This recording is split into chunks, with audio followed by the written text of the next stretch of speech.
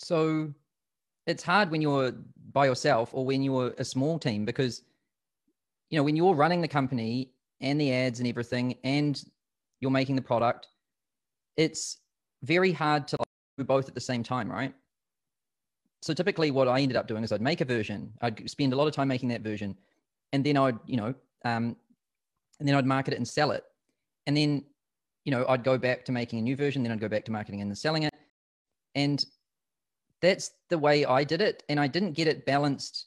It didn't get balanced nicely until we had multiple products. So, when I only had Accelerator and when I only had Uplevel and I took my attention off of that and had focused on Accelerator, we had to stop selling Uplevel. And, that hurt our cash flows in the short term.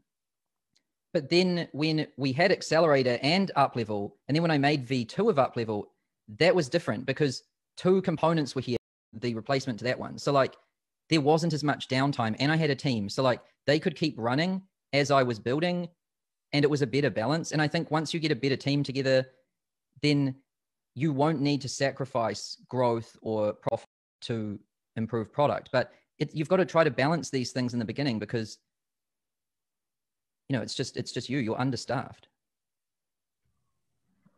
Sam, do you think it was important for you to have, you went through this point where you just had like a crazy amount of staff. It was totally chaotic.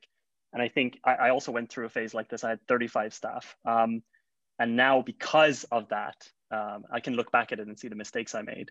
Do you think that people, even though obviously you're telling us and telling it here, to do things really efficiently, et cetera, do you think people almost need to like fuck up in real life to see how it feels and actually feel the pain of doing things wrong?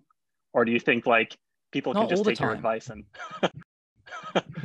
like I think a good course and a good mastermind can help someone dodge a lot of mistakes, but there's no avoiding mistakes completely, right?